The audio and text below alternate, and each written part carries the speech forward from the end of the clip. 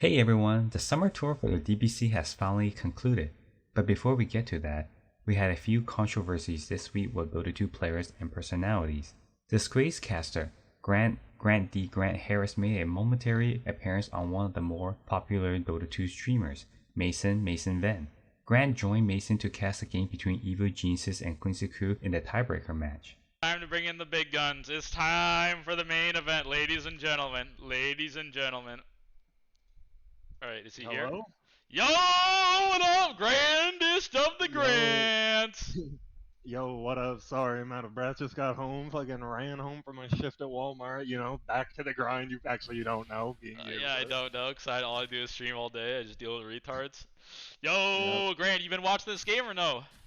Yeah, I've been watching it. Man, this Quincy Crew, looking like Quincy Crew from 3 years ago, man. Following the ending of the series, Grant thanked Mason for the cast and announced that it was a one-time cast only and he's not making a return.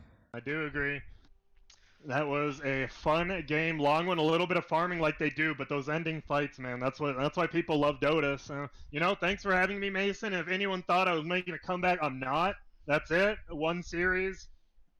And that's it. Thanks for having me. This was fun. Yeah, thanks for joining me, Grant. I appreciate it, man. All the best to you. It was fun casting with you. And I'll talk to you later. Yeah, you too. Peace out. Peace, deuce. It sparked some controversies from fans and other personalities.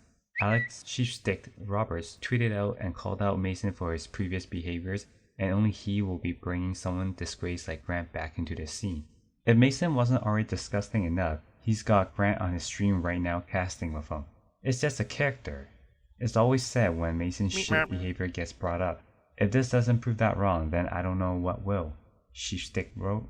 While Grant could have changed, he shouldn't be allowed back in the scene. It was something said by Kevin Purge Godek when the Dota 2 scandal all happened. Here's what Purge had to say. I don't think Grant should ever come back to the Dota scene. I think he should leave forever. Even if you guys think Grant can be rehabilitated and Grant can be a perfect person from now on, but he doesn't have to do it in the Dota scene. It's that simple. He's not owed anything. Even if he's on camera, great talent. But outside of that, he was a shitty person. He hurt a lot of people and did a lot of really fucked up, unacceptable things. So he shouldn't ever come back, I don't think. Because just allowing him back in just messages to anybody that's ever been through that it's not a big deal. And you can't have that message. Because it undermines the whole thing. Because you need to protect girls and women. Because this shit happens in all facets of life. Another racist remark was made in Dota this week. Beast Coast Antonio K1 Rodríguez dropped a C word against Korean player Kim Febby Yong-min during a pub game. The pair of players were playing with each other, and it wasn't working out, and frustration took over for K1. Go bull, Ching Chong, go bull! I cannot fucking fight bounty hunter. I'm gonna beat you. Bye bye. Following the incident, Beast Coast made an announcement on the matter. Beast Coast does not tolerate derogatory speech in any capacity. We are taking the necessary course of disciplinary action and are committed to providing continued education for our players. Valve and 4D esports also decided to punish K1 by restricting him from playing in the series between Beast Coast and Thunder Awaken. Beast Coast lost the series, so they will have to play in the tiebreaker series against Infamous. According to Febby on Twitter, he received a sincere apology and accepted it gracefully and understood it as normality. K1 did give a sincere apology to me through DMs, and I accepted it. Personally, I didn't feel that offended, as I know it's very normal in Dota to be toxic to your teammates. Some didn't even know that the C word was offensive before a few years ago. On to better news, Navi will be having a charity show match between their current Navi team and against former Navi players. The match will take place on July 19. The proceeds from the show match will go towards the Children's Hospital in Zaporizhzhia. Information is on the screen. A surprising new big tournament just popped up on the radar, and it will be a LAN tournament from July 20th to the 24th. The Riyadh Masters 2022 will feature 10 teams from China, Europe, North America, and the winning team from Gamers Without Borders. It's a $4 million prize pool. First place will net $1.5 million, second gets $750,000, last place will get $100,000 each. The money is spread more evenly. There will be 2 groups of 5. The top team from each group advances to the semifinals, second and third place teams advance to the quarterfinals, and the last place team from each group will get eliminated. It will be a single elimination bracket and all matches are best of 3. A reminder that this tournament does take place in Saudi Arabia if you wanted to know where and how this tournament got such a huge prize pool. On to the DPC. China had one of the most exciting endings to the season. 4 teams vying for 3 spots for the major with RNG already qualified. Aster Aries made a good showing, but they still have a lot to grow as a team. Team Master, Extreme Gaming, and psg.lgd were the ones to qualify. VG Gaming and Dandelion Esports Club will be the ones getting demoted. In Division 2, CDEC Gaming and Invictus Gaming will be the 2 teams getting promoted. Our highlight comes between psg.lgd against Aster Aries in the tiebreakers. Is responding, even if the enemy is just gonna like run it and take it. It is very valuable to be able to TP in. Lane, they're not gonna find the Death Prophet, does have the BKB available, deciding not to use it as Bristleback goes in right away. They're gonna try and do what they can. Ulu going for the damage rain onto the Razor, doing a lot of work, but he pops the Refresher, and Ulu, I don't know, can he actually bring down the Razor? No, he cannot. A huge crit from the TA. The Golem comes down as well. They are just getting absolutely destroyed by the Fatal Bonds here, as Ame just clicks them down one after the other. Just down to a sliver of HP, but there it is, the aggressive blink onto the high ground. Triple kill for TA, a 5-0 as psg.lgd. I think they're just going to end the game. I think this is it. They got nothing left in the tank on Aries. You are right onto the high ground. There it is. GG. It's done. It's not just the game that's done, unfortunately. It looks like... In Southeast Asia, there was only one tiebreaker for the top spot between Boom Esports and Talent Esports. Fnatic rounded out the 3rd team going to the major. Nigma Galaxy C and Polaris Esports are the 2 teams that are getting demoted. In Division 2, Execration and Little Gun are getting promoted. Our highlight comes between Boom against Talon. Savage. Reflection is there, but they completely ignore it. They just want the Megas up. KP's gonna make a jump in though, trying to slow this one down as Makoto unable to find a lasso. The TB still fine as now Japoi jumps in after the tiny, but Q also going to survive through it as Hyde looking for a curse, but now FBZ, what an arena! He's caught all 4 of them into the Golem and the Fatal Bonds, and they are just going to get wiped. Oh, it's not even close. FBZ putting a lid on this game, and it was only natural, Jonathan. The Kings of SEA 4-2 or 3. It's still going to be Boom Esports. In Western Europe, there were also tiebreakers. Team Secret crawled themselves back into contention, but they fell short against Entity. Alliance and Goon Squad are the 2 teams getting demoted. In Division 2, Nigma Galaxy defeated Into the Breach to complete their undefeated season, but they did drop 1 game. The 2 will get promoted into Division 1. Our highlight comes between Team Secret against Entity. Either way, they're going to be going for the buildings here. Like you don't want Secret to win this game. Catastrophic comeback. How dare Secret try to win? And the building's starting to melt. Nisha wants a high 5. Isn't gonna get Into the pit they go. Okay, getting a little cocky. Pure can try to focus the buildings now. Gets tossed back into the fountain though. Okay, taking a lot of damage. Gonna get tossed back again into the fountain.